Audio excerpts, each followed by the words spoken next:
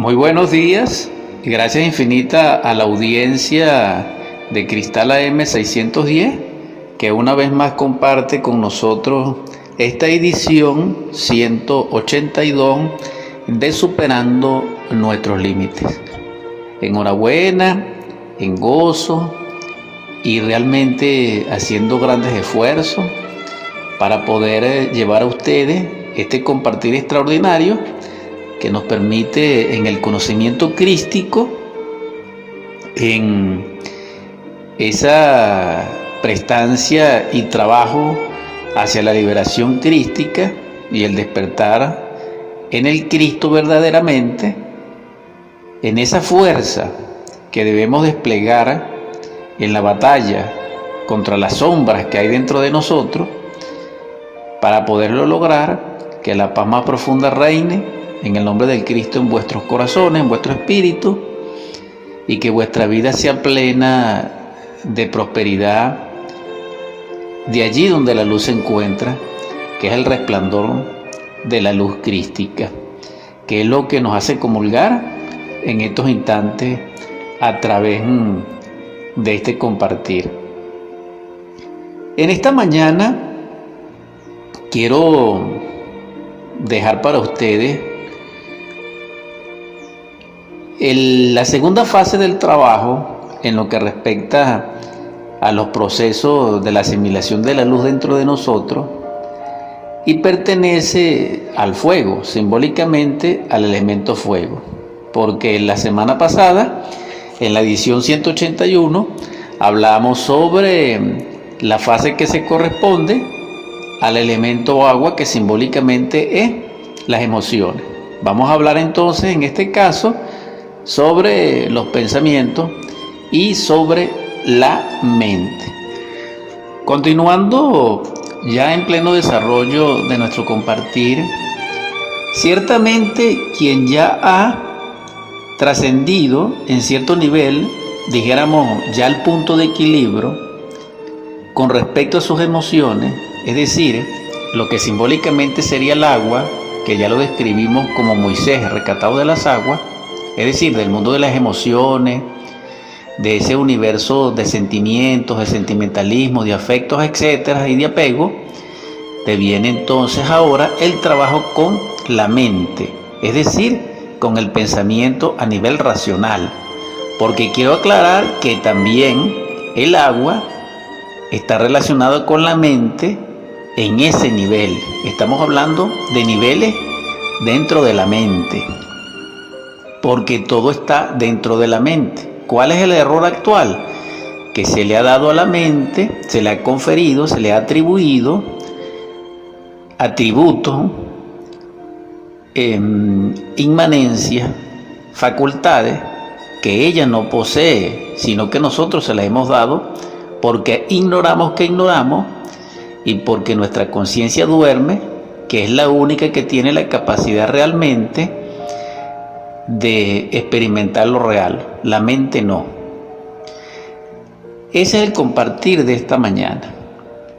Ciertamente, quien haya empezado a trabajar con las emociones sabe que ese es un trabajo muy amargo,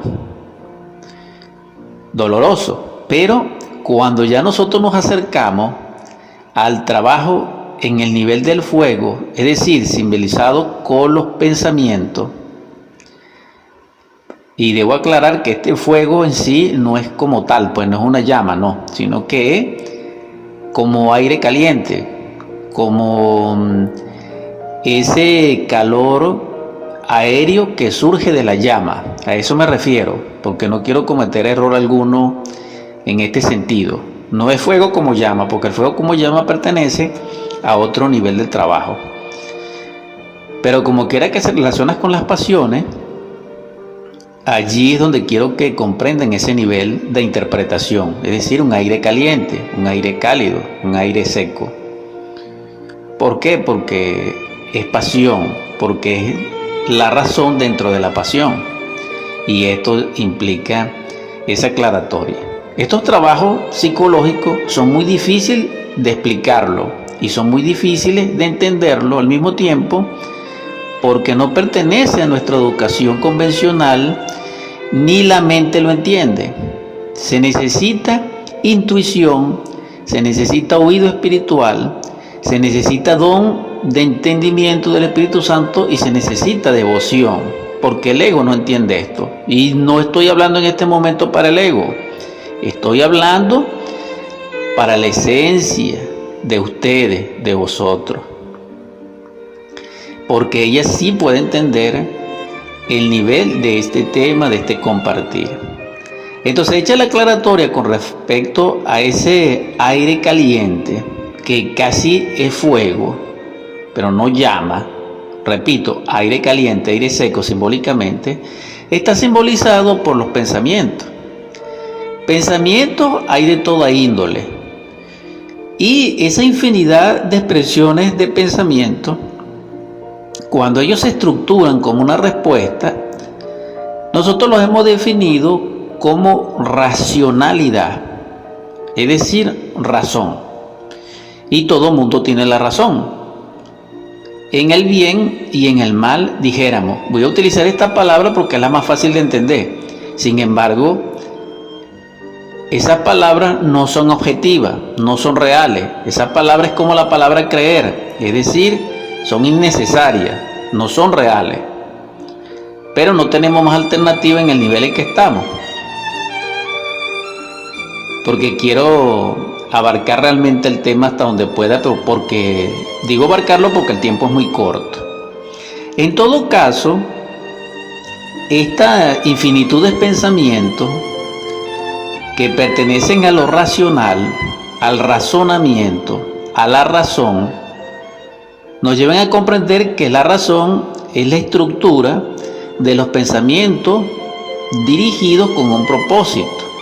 Este propósito varía también y en nosotros se destaca más por el convencimiento y por lo convencional. Nuestra vida en este caso tiene un contenido convencional, es decir, nos formaron como una máquina, nos programaron, tenemos un pragmatismo, unos dogmas, unos principios, dijéramos, racionales, y cada raza la tiene, etc. Entonces nosotros en este sentido somos esclavos. ¿Por qué? Porque nosotros no somos lo que somos. Nuestra autenticidad mental no es. En ese sentido somos una pluralidad. Pero nosotros somos una pluralidad mental en sí misma, porque no solamente no somos lo que somos en nuestra mente, sino que aparte de que tenemos un yo que también es pluralizado, que es una legión, como en el capítulo de los Gadarenos, en el Evangelio, también somos pluralizados y una legión en pensamiento, porque nos hemos atiborrado, alimentado, saturado de teoría. Hay una palabra que siempre recuerdo desde cuando era muy jovencito. La dijo Goethe: todo es teoría gris y solo es verde y verdad el árbol de dorado fruto que es la vida. Así son las teorías, positivas o negativas, progresistas o retardatarias, conservadoras o reaccionarias, idealistas u utopistas, etc. Toda teoría es gris. Pero más gris y más oscura es la teoría espiritual. Y esta humanidad totalmente irreverente y frágil en la fe, como sustituyó la fe por la creencia, levantó muchas teorías para poder asirse del creer. Entonces aquí vemos que cada predicador tiene su razón y tiene su creer y lo fundamenta en su razonamiento. Entonces hemos tomado la Biblia y los textos sagrados para exponer teorías según nuestro entendimiento. Pero resulta ser que ahí fallamos, porque esos textos no son totalmente literales. Es decir, ellos tienen un contenido nociológico, un contenido superlativo, no racional, no mental, no intelectual. Y entonces nosotros nos formamos una serie de teorías y vivimos en pura teoría. Todos los temas los hemos hecho teoría, desde la fundación del universo hasta la expresión del átomo, al amor. Incluso hemos llegado ya a la falacia, ya a lo último, de hacer teoría sobre el amor. Y eso es lo más absurdo que puede haber, porque eso no tiene nada que ver en ningún nivel. Quien enfoca el amor desde el punto de vista racional mata al amor, porque la mente es el matador del amor. Y aquí está la tragedia y la crueldad y las desgracias del momento que vivimos. Y por eso fue que el Cristo fue asesinado por nosotros. Y nuestro Cristo íntimo es asesinado instante a instante por nosotros cada instante liberamos a Barrabás. Es decir, los pensamientos y las emociones, etcétera, simbolizados por Barrabás. Porque como el Cristo es el amor, ¿quién mata al Cristo? El desamor, la crueldad, el egoísmo, es decir, la mente. Y esto debe ser comprendido. Ahora, muy específicamente, la mente está simbolizada, y la razón es en el príncipe, en el evangelio crístico, Pilato.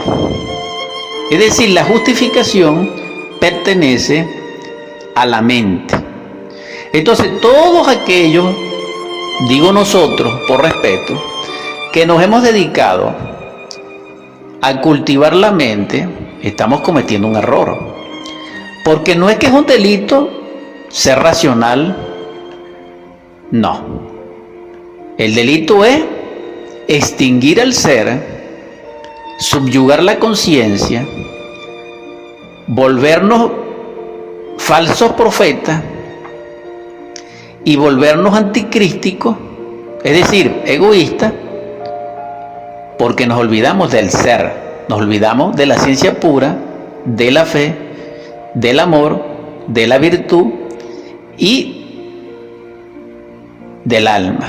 Cuando nosotros caemos en esa ignorancia, entonces nosotros nos dividimos, más la pluralidad que somos. Es decir, entonces nuestra pluralidad se multiplica. Y seguimos difundiendo teorías, y la teoría es el opio de la felicidad. Fíjense esta expresión, esta palabra. Las teorías son el opio de la felicidad. No se ha conocido que la felicidad tenga algún nivel o alguna proporción con la razón, porque la razón es enemigo de la felicidad. Hagan la prueba, cuando ustedes tienen un momentico de alegría, salen pensamientos contrarios. ¿Por qué? Porque ese es el funcionamiento natural de la mente. La mente, como en nosotros no es real, sino que son formas mentales pluralizadas o energía manásica en estado caótico, esas energías tienen sus propios procesos intrínsecos de relación mutua, accidental, y cada uno tiene una dirección pensante o una directriz causativa, dijéramos que por asociación, y a través de las sensaciones e impresiones que recibimos del mundo nos hacen pensar que pensamos. Pero la desgracia, repito, es que nosotros ni siquiera pensamos, porque el ego piensa por nosotros. Si nosotros pensáramos, no estuviéramos como estamos, y no nos negáramos después que afirmamos una cosa, y no nos mintiéramos y después dijéramos que es mentira, pero sin embargo es verdad que es mentira.